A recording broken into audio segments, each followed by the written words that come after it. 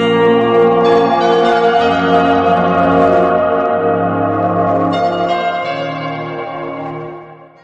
Morning बच्चों, विज्ञान की कक्षा में आप सभी का एक बार फिर से स्वागत है। हम लोगों ने पिछले दिनों अध्याय 3 तक का अध्ययन किया था, जिसमें हमने ऊष्मा के बारे में पढ़ा। उससे पहले हमने जंतुओं के पोषण के बारे में जानकारी हासिल की। आइए आज हम लोग अध्याय 4 गति एवं समय नाम के इस अध्याय को पढ़ना है, और इसे पढ़ने के क्रम में मैं आपको बता दूं कि आज इसकी शुरुआत हो रही है। और शुरुआत के क्रम में जब आप पुस्तक को खोलेंगे, समय और गति नाम के इस अध्याय को खोलेंगे, तो पहले ही पंक्ति में लिखा हुआ है कि पिछली कक्षा में आपने गति के कुछ बेसिक कॉन्सेप्ट को समझा है, जैसे आवर्ती गति क्या होता है, सरल रेखीय गति क्या होता है, या यूं कहें कि गति की जो मूलभूत अवधारणा है, जो बेसिक कॉन्सेप्ट है, वो आप क्लियर जानते हैं। इस कक्षा में हम उसी को थोड़ा और विस्तारित रूप देंगे और जानने का प्रयास करेंगे कि गति और समय में क्या संबंध है, क्या गति और समय मिलकर कोई और नई संकल्पना को जन्म देता है, या फिर कोई ऐसी और व्यवस्था है फिजिक्स के अंतर्गत जिसमें गति और समय आवश्यक है, दोनों में कोई न कोई रिलेशन है। इसे समझने का प्रयास करें। तो जब हम इसको खोजने का प्रयास करेंगे तो हमें चाल नाम का एक नया जो राशि है उसके बारे में जानकारी मिलेगी। तो बच्चों, गति और समय को समझने के लिए कुछ चित्र मैंने अपने श्याम पट्ट पर बना रखा है। आप इसको देख करके सरल अंदाजा लगा सकते हैं, सहज रूप से आप अंदाजा लगा सकते हैं कि इसका संबंध गति और समय से। किसी भी चीज से कोई स्वतंत्र रूप से लटकती हुई कोई भी लोलक या कोई भी भारी वस्तु जिसे हम किसी धागे के सहारे से लटकाते हैं और उसे एक बार हम ऐसे हिला दें, तो निश्चित समय के बाद वो अपनी गति को दोहराता है। यही प्रक्रिया लोलक वाली घड़ी में भी होती है। लोलक वाली घड़ी, जिसे हम पेंडुलम घड़ी भी कहते हैं, उसमें क्या होता है कि एक घड़ी होती है और उस घड़ी के नीचे, जैसे मैं आपको बताना चाहूंगा, यहाँ पर मैं लोलक वाली घड़ी का एक उदाहरण दे रहा हूँ, जहां पर आप इसको देखिए। इस तरह से कुछ आकृति होती है जिसमें एक लोलक लटका होता है और इसकी गति के कारण भी इसमें लगा हुआ जो सुई है वो चलता रहता है। इसे हम पुराने जमाने के बने हुए बड़े बड़े बिल्डिंग्स पर भी आप इस तरह की घड़ी देखते होंगे। इसे लोलक वाली घड़ी कहते हैं, जिसमें लोलक की गति के हिसाब से ही घड़ी का सुस्त पड़ना या तेज होना निर्भर करता है, या फिर घड़ी अगर सही से काम करे तो इसके लिए लोलक के दोलन पर निर्भर करता है। ध्यान रखेंगे। तो ये इसमें कौन सी गति होती है? आवृत्ति गति, यानी वो एक निश्चित अंतराल पर अपनी गति को दोहराता है। यानी एक समय यहाँ पे पहुंचा, फिर दूसरे समय यहाँ, फिर दोबारा यहाँ, फिर दोबारा यहाँ, ये प्रक्रिया वो दोहराता रहता है। ठीक है। उसके बाद अगर आप साइकिल से किसी सड़क पर गुजर रहे हैं तो आपकी गति कैसी होगी? सरल रेखीय गति, यानी आप एक सरल रेखा में आगे की तरफ बढ़ रहे होते हैं। जैसे ये साइकिल सवार इस सीधी सड़क पर चल रहा है, इसकी कौन सी गति हो जाएगी? सरल रेखीय गति। इस तरह और भी उदाहरण हो सकते हैं। मोटरसाइकिल से जा रहे हैं आप, किसी बस से आप सफर कर रहे हैं, तो किसी सीधी सड़क पर आगे की तरफ वो बढ़ रहा है, तो इसे हम कौन सी गति कहेंगे? सरल रेखीय गति। वहीं पर कोई कुम्हार, मिट्टी बनाने वाला जो व्यक्ति है, मिट्टी से बर्तन बनाने वाला जो व्यक्ति है, वो अपने चाक पर बर्तन को बना रहा होता है, तो चाक को वो घुमाता है। तो चाक जो घूम रहा है उसे, उसमें कौन सी गति होगी? वृत्तीय गति या वर्तुल गति। वो अपने जगह पे घूम रहा है, एक केंद्र पर वो चारों तरफ घूम रहा है। इसके बाद गति के और भी ढेर सारे उदाहरण आप अपने आसपास देखते हैं, और उसी से संबंधित एक तालिका दी गई है आपके पुस्तक में, जिसे आप देख करके इसका उत्तर लिखने का प्रयास करेंगे कि झूले की गति कैसी होगी, लोलक की गति कैसी होगी, मिट्टी के बर्तन बनाने वाले चाक की गति क्या होगी। तो आप इसको यहाँ पर भर सकते हैं, यहाँ पे दिया हुआ है। अब देखिए एक चित्र बड़ा ही रोचक चित्र है। एक बच्ची है जो तेजी से आगे की तरफ भाग रही है और कुत्ता उसका पीछा कर रहा है। तो आप इसमें क्या देख रहे हैं कि ये दोनों ही सरल रेखीय गति कर रहा है, एक सरल रेखा पर दोनों दौड़ रहे हैं। अब प्रश्न है कि गति मंद या तीव्र है, इसका हम अंदाजा कैसे लगाएंगे। यानी हम देखते हैं कि कोई चीज तेजी से गुजरा, कोई चीज धीरे धीरे चल रहा है, तो इसके लिए हमें कोई एक मापदंड तय करना होगा कि जिसके आधार पर हम कह सकते हैं कि यह तेज है और यह स्लो है। मतलब हमें एक नए वस्तु की एक नए मापन विधि की आवश्यकता होगी, एक नए कॉन्सेप्ट के बारे में हम जानेंगे और वो होगा चाल। भौतिक विज्ञान की इस नई राशि को क्या कहेंगे, चाल, जिसका संबंध गति और समय दोनों से। क्योंकि कोई चीज धीरे चल रहा है या कोई चीज तेज चल रहा है, यह हम कैसे अंदाजा लगाएंगे। एक तो उसमें गति को देखेंगे और वो गति तीव्र है या उसमें समय लग रहा है, तो इसका मतलब समय का कहीं ना कहीं इसमें योगदान है। तो गति और समय दोनों का इस्तेमाल करते हुए हम किसी भी चीज के गति के तीव्र होने और मंद होने का अंदाजा लगाएं। बच्चों आप देख पा रहे होंगे कि एक साइकिल सवार से ज्यादा तेज एक मोटरसाइकिल सड़क पर गुजरता है, उससे ज्यादा तेज बस, उससे ज्यादा तेज हवाई जहाज। तो कंपैरेटिवली जो है हम अगर कंपेयर करेंगे तो क्या होगा, एक से दूसरा ज्यादा, उससे ज्यादा, उससे ज्यादा। यह किस पर निर्भर करता है, उस वस्तु के चाल पर। यानी एक नया शब्द आया ना, चाल। हम इस नए शब्द चाल के बारे में जानने का प्रयास करते हैं, लेकिन उससे पहले हम आपको समय के बारे में थोड़ा कॉन्सेप्ट बता दें कि समय की माप करने के लिए हमारे पास घड़ी होता है, सबके पास होता है। किसी के पास स्मार्ट वॉच भी होगा, कुछ अपने मोबाइल में भी समय देखते होंगे, लेकिन समय में कोई अंतर नहीं होता है, सब में एक ही समय है। जितना समय आपके मोबाइल के घड़ी में बज रहा है उतना ही आपके हाथ की घड़ी में भी होता होगा। अगर कम ज्यादा है तो समझिए कि आपका कोई घड़ी अगर ज्यादा आगे है तो समझिए फास्ट हो गया घड़ी, कम है तो समझिए स्लो हो गया है। लेकिन हर समय में घड़ी का स्वरूप बदलता रहा, हमने अलग अलग यंत्रों का प्रयोग करके समय को मापा है। इसी क्रम में मैं आपको बताऊं कि सबसे पहले पुराने जमाने के लोग सूर्य घड़ी का इस्तेमाल करते थे, जिसमें सूर्य की छाया को देख करके यह अंदाजा लगाया जाता था कि अभी कौन सा प्रहर चल रहा है, कौन सा समय चल रहा है।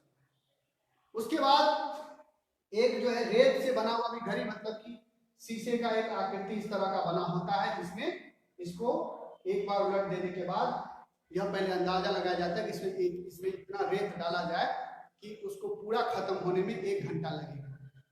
कहने का मतलब कि यह एक बार इसको उलट देने के बाद इसका पूरा रेत इसमें गिर जाए, पूरा भर जाए, तब हम कहेंगे कि 1 घंटे का समय लगा है। फिर इसको उलट देंगे, दूसरा घंटा शुरू, फिर इसको उलट देंगे, तीसरा घंटा शुरू। तो ये थोड़ा सा, ये दोनों जो है उतना विकसित टेक्नोलॉजी नहीं कहेंगे इसे। और धीरे धीरे हम लोग घड़ी की तरफ आए और फिर इसके बाद आज तो बहुत सारे ऐसे उपकरण है जिसके माध्यम से हम समय का अंदाजा लगा पाते हैं। तो जो घटना कम समय में होती है, अगर कोई घटना कम समय में घट जाती है तो उसे हम कहेंगे तेज गति से घटना घट गया। कोई घटना ज्यादा समय ले रही है तो उसे मंद गति से हो रहा है। तो समय के साथ हम इसके संबंध को देखेंगे, गति के संबंध। किसके संबंध को? गति के संबंध। तो ये संबंध स्थापित करने में चाल नाम का एक नया शब्द आया, इस पर हम लोग बात करेंगे। तो चाल निकालने के लिए क्या करना होता है, दूरी जितनी तय की गई किसी वस्तु के द्वारा उसमें लगा समय उसमें भाग देंगे।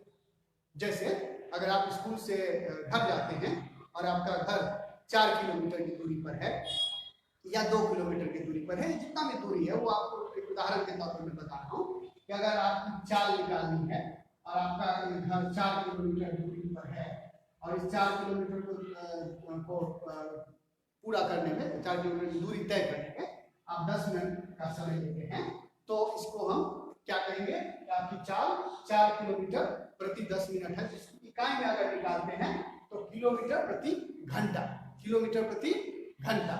यहाँ पर तो घंटा में निकलेगा नहीं, 10 तो मिनट में है, तो फिर इसको क्या करेंगे, मिनट को घंटा में बदलेंगे। 4 तो किलोमीटर में है ही, इसको हम घंटा में बदलेंगे। तो यह एक सवाल आपके गणित की कक्षा में भी होगा कि हम किलोमीटर को मीटर में कैसे बदलते हैं, घंटा को मिनट में कैसे बदलते हैं। तो घंटा को मिनट में कैसे बदलेंगे, घंटा में 60 से गुना कर देंगे तो मिनट में आ जाएगा।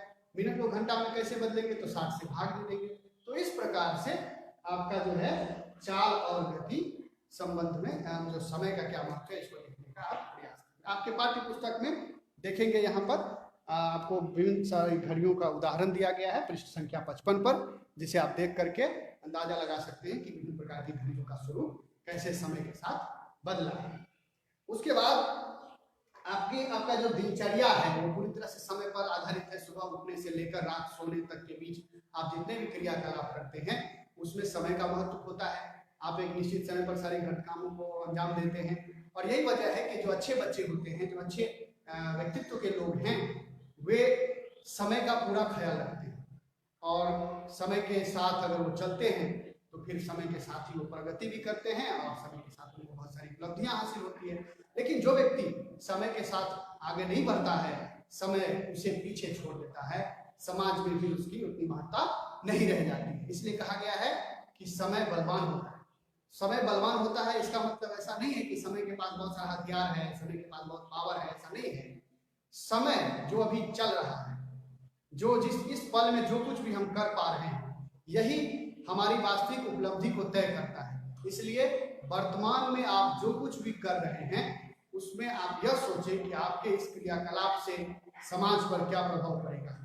यानी आप अच्छे कर्म करेंगे, अच्छा प्रभाव पड़ेगा, और वो प्रभाव रिफ्लेक्ट होकर आपके जीवन में आपके जीवन को सुखी बनाएगा और आप उससे सकारात्मक रूप से प्रभावित भी होंगे। इसलिए अच्छे काम करते रहें, समय के साथ चलें और अपनी जो आदतें हैं उसे सुधारने का प्रयास करें।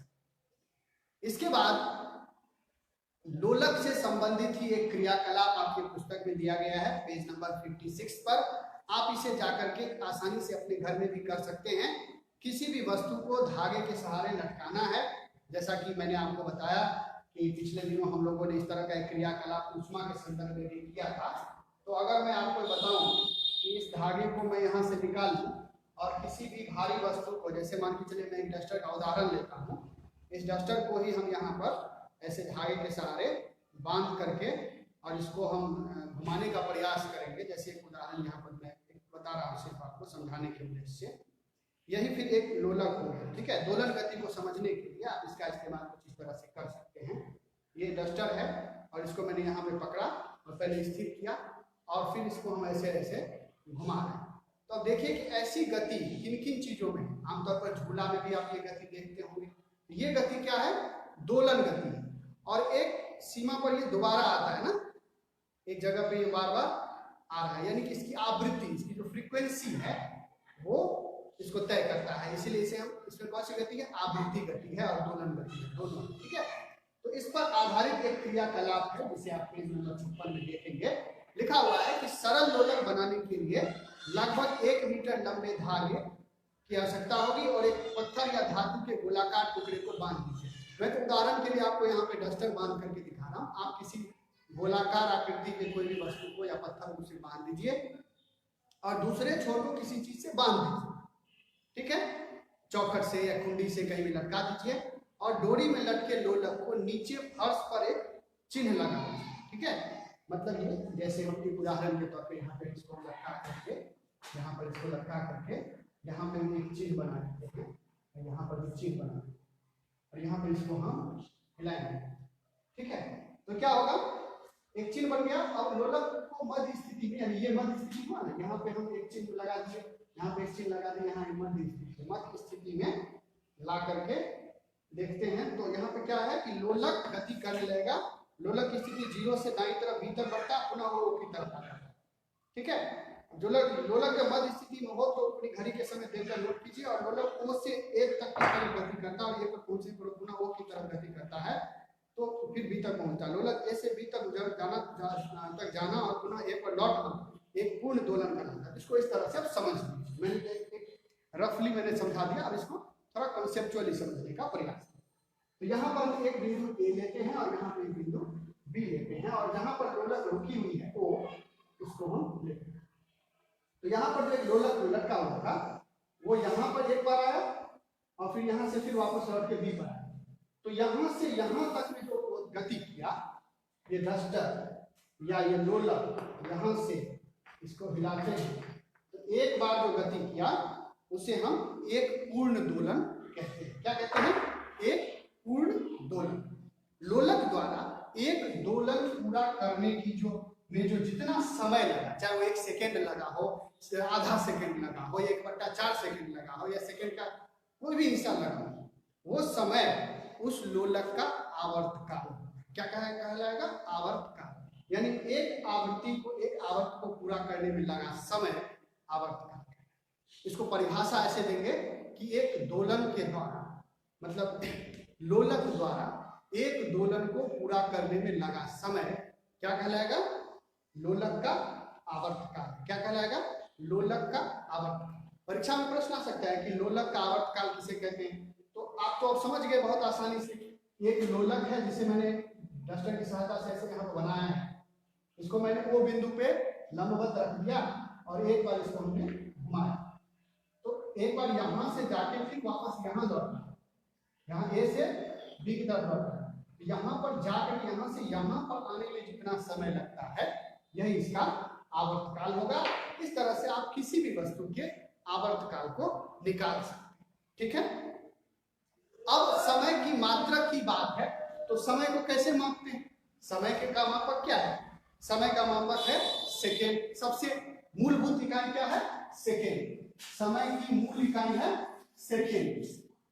लेकिन इसके अलावा हम मिनट और घंटा में भी अपनी सुविधा अनुसार बड़े मात्रक उसे कहते हैं। मिनट और घंटा क्या है? बड़ा मात्रक। तो इसको ऐसे समझिए, 1 घंटा में 60 सेकेंड, 1 घंटा में 60 मिनट और 1 मिनट में 60 सेकेंड। तो सबसे न्यूनतम इकाई क्या हुआ? Basic second. इसीलिए अंतरराष्ट्रीय स्तर पर समय का जो मात्रक है वो क्या है? सेकेंड। ठीक है, समझ रहे हैं बात को। और उदाहरण के लिए आप मान के चलिए, हम यह आपको कहें कि आप अपनी उम्र को की गणना कीजिए समय को। तो समय में जो आप गणना करेंगे तो पहले तो आप आएंगे दिन, पहले महीना, उससे पहले साल, है ना? साल, महीना, दिन और फिर घंटा और फिर सेकेंड। मान के चलिए कि आपका उम्र, आपका जो जन्म है वो रात्रि के 10 बजे किसी तारीख में, और उस तारीख से अगर हम कहें कि एग्जैक्ट बताइए अपनी उम्र समय के साथ, तो आप कहेंगे कि आपकी उम्र 14 साल 9 महीने 10 दिन 12 घंटे और जो सेकेंड होगा वो सेकेंड। ऐसा क्योंकि अब तो हॉस्पिटल में बच्चों का जन्म होता है या घर में भी अगर जन्म होता है तो चूंकि घड़ी सबके पास उपलब्ध होता है तो मिनट के साथ सेकेंड, मतलब घंटे के साथ मिनट भी लिख लेते हैं, और बहुत जगहों पे सेकेंड भी लिखने का प्रथा है तो सेकेंड भी लिख लेते हैं। तो किसी की उम्र बतानी हो, आयु को घंटे और दिन में व्यक्त करने की अपेक्षा वास्तव में व्यक्त करना चाहता है। मैं यह समझाने का प्रयास कर रहा हूँ कि क्या किसी भी फॉर्म में ऐसा इतना लंबा कॉलम दिया रहता है कि आपको ईयर भी लिखना है, मंथ भी लिखना है, डेट मतलब कि डे भी लिखना है, आवर भी लिखना है, फिर उसका मिनट्स भी लिखने, सेकेंड, इतना लिखने की आवश्यकता है क्या? बिल्कुल नहीं। आप क्या लिखते हैं? सिंपल डेट ऑफ बर्थ लिखते हैं, डे, मंथ और ईयर। तो यहाँ पर तो समय में सेकेंड आया नहीं। आपकी उम्र क्या है? एक समय है ना, समय का ही एक तरह से मात्रा कह सकते हैं ना। तो यहाँ पर हम सिर्फ दिन को महत्व देते हैं, दिन को महत्व देते हैं, क्योंकि 24 घंटा मिलकर एक दिन होता है, और फिर हम डेट ऑफ बर्थ लिखने में महीना, दिन और साल, बस इतनी चीजों को हम शामिल करते हैं। इसीलिए लिखा रहता है DDMMYYY, मतलब दिन, महीना और वर्ष। ठीक है। तो उदाहरण के लिए दिया हुआ है कि अगर आपको अपनी आयु बतानी हो तो आयु को घंटों और दिन व्यक्त करने की अपेक्षा वर्षों में व्यक्त करना आसान है और सार्थक भी है, क्योंकि बहुत पेचीदा हो जाएगा उतना लंबा कॉलम देंगे। चलिए अब बढ़ते हैं स्पीड की तरफ, जिसकी बात हम कर रहे थे, चाल बराबर दूरी बटा समय। यानी अगर हमको किसी वस्तु की चाल निकालनी है तो हमें दूरी बटा समय। जैसे एक उदाहरण, जैसे एक साइकिल चला रहा है तो हमने सब कहा दिया कि ये सरल रेखीय गति है, और ये जो है पॉइंट ए से चल के बी पर गया, और इस बीच में उसने 10 किलोमीटर की यात्रा तय, 10 किलोमीटर की यात्रा उसने तय, और इसमें कितना समय लगा? तो मान के चलिए हम कहेंगे कि उसको 6 मिनट लगा। 10 किलोमीटर की यात्रा हो सकता है 6 मिनट में नहीं पूरा करे, प्रैक्टिकल नहीं है। अगर इसको कह दें कि आधा मिनट 30 मिनट तक आधा घंटा लग गया, ठीक है, 10 किलोमीटर की यात्रा उसने आधे घंटे में तय की। अब कोई कहेगा कि बताओ इस साइकिल का चाल कितना, स्पीड क्या था, किस स्पीड से गया, कहीं पे दिख रहा है स्पीड? नहीं दिख रहा। हम स्पीड कैसे निकालेंगे? हम स्पीड निकालेंगे इस फॉर्मूला के आधार पे, लिखेंगे स्पीड बराबर दूरी बटा समय। दूरी क्या है? 10 किलोमीटर। समय क्या है? 1/2 घंटा, मतलब आधा घंटा। और फिर हमको हमारे पास जो आंकड़ा निकल के सामने आएगा वो क्या हो जाएगा? चाल हो जाएगा, स्पीड हो जाएगा। तो कई दिक्कत है। मुझे लगता है कि आज की कक्षा में जबकि हमने समय और गति को पढ़ा है और प्रारंभ किया है इस चैप्टर को, तो प्रारंभ में इतनी बातें जानना बेहद जरूरी था। बहुत ही छोटा चैप्टर है, वर्ग 7 के बच्चों को बहुत गहराई से इन चीजों को पढ़ने की आवश्यकता नहीं है। सतही तौर पर अभी आपको यह जानना है कि गति और समय क्या है और इन दोनों का आपस में संबंध क्या है। हम गति और समय को मापने के लिए किन किन चीजों का इस्तेमाल करते हैं, और इसी क्रम में जाते जाते मैं आपको एक और चीज बताना चाहूंगा कि आपने मोटरसाइकिल में लगे 2 मीटर को जरूर देखें। जहां पे हैंडल होता है उसके पास एक मीटर लगा होता है। आजकल तो डिजिटल आ गया है, लेकिन पुराने बाइक में देखिएगा 2 मीटर्स लगे होते हैं। डिजिटल वाले में भी 2 ब्लॉक्स बने होते हैं उसमें, जिसमें एक में दूरी बताता है और एक में क्या बताता है? स्पीड बताता है। ठीक है, एक में दूरी मतलब कितना किलोमीटर ये गाड़ी चल चुका है और एक में बताता है कि ये कितना किलोमीटर प्रति घंटा की रफ्तार से चल रहा है। ठीक है, और स्पीड वाला जो है वो घटता बढ़ता रहे होता है ना।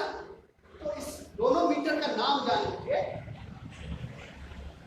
जो दूरी मापता है, यानी किसी मोटरसाइकिल आप देखेंगे कि 10,000 किलोमीटर है ना, मतलब 10,000 किलोमीटर वो गाड़ी चल चुकी है, तो उस मीटर का नाम है ओडोमीटर। क्या नाम है? ओडोमीटर। ओडोमीटर यह सिर्फ बताता है कि यह गाड़ी कितने किलोमीटर चल चुका है। और हम किसी एक जगह पर गाड़ी पे स्टार्ट किए और वहां हमने देखा कि गाड़ी पर किलोमीटर लिखा हुआ 5 किलोमीटर, यानी गाड़ी अभी 5 किलोमीटर चल चुका है। और हम अपने गंतव्य पर पहुंचे, वहां पर हमने देखा कि उस गाड़ी पर किलोमीटर हो गया 15 किलोमीटर। तो हम समझेंगे कि हमने जहां से स्टार्ट किया और यहाँ पहुंचे इस दौरान 10 किलोमीटर हमारी गाड़ी चली है। हमने 10 किलोमीटर की यात्रा तय की है, लेकिन किस स्पीड से तय की है इसको जानने के लिए एक और मीटर लगा होता है, उसे हम स्पीडोमीटर कहते हैं। चाल मापी यानी स्पीडोमीटर। और स्पीडोमीटर में जो सुई लगी होती है वो सुई बढ़ती घटती रहती है। और अगर डिजिटल मीटर की बात करें, डिजिटल स्पीडोमीटर की, तो वो अंक ऊपर नीचे होता रहता है। मतलब गाड़ी की चाल हमेशा एक समान नहीं होगी, वो घटेगी बढ़ेगी। आपके ऊपर निर्भर करता है कि आप उसको कितना रेस दे रहे हैं, कितना एक्सेलरेट कर रहे हैं, बट वो मीटर ऊपर नीचे होता रहता है। बट जो ओडोमीटर है ना, वो आप जितना दूरी तय करेंगे वो परफेक्ट बताएगा, उसमें कमी नहीं आएगी। ठीक है, तो गाड़ी में लगे हुए 2 मीटर, जिसमें एक में आप दूरी को मापते हैं और दूसरे से चाल को मापते हैं। वहां भी वही फॉर्मूला लगाता होगा ना, उसमें लगे हुए जो डिजिटल मीटर्स हैं वो वही अंदाजा लगाता होगा कि भाई ये गाड़ी जो चल रही है वो 1 घंटे में 60 किलोमीटर अगर चलेगी तो इसका स्पीड कितना हुआ? 60 किलोमीटर पर आवर। आप देखते भी होंगे उस गाड़ी को स्पीडोमीटर में km/h लिखा रहता है। मतलब साफ है कि वो जो सुई जितने किलोमीटर के पर आंकड़ा को दिखा रही है, मतलब गाड़ी अभी किस स्पीड से चल रही है, उस पार्टिकुलर स्पीड से चल रही है जिस पर सुई का निशान है। मतलब अगर इसी स्पीड से चलती है, जैसे उदाहरण के तौर पर अगर गाड़ी की सुई 40 पर है तो हम यह अंदाजा लगाएंगे कि 1 घंटे में यह गाड़ी 40 किलोमीटर चलेगी। ठीक है, अगर कांस्टेंट हम उसी स्पीड पे चलते हैं। तो बच्चों, आज की इस कक्षा में गति और समय नाम के पाठ को हमने पढ़ा है और वर्ग 7 के बच्चों के लिए काफी महत्वपूर्ण क्लासेस हैं ये, जितने भी मैं ले रहा हूँ विगत दिनों से। बीच में 1-2 दिन बाधा उत्पन्न हुई क्योंकि मैं दरभंगा में नहीं था, परीक्षा के सिलसिले में बाहर जाना पड़ा था, तो मैं ऑनलाइन क्लास नहीं ले पाया आप लोगों के लिए। तो अब आज से हम लोग फिर से कंटिन्यू करेंगे और इन चीजों को समझने का प्रयास करेंगे। आज की कक्षा में इतना ही, मिलते हैं एक नए कक्षा में। जब भी हम मिलेंगे इसी चैप्टर को आगे बढ़ाएंगे, तब तक के लिए आप लोग स्वस्थ रहिए, खुश रहिए। जय हिंद।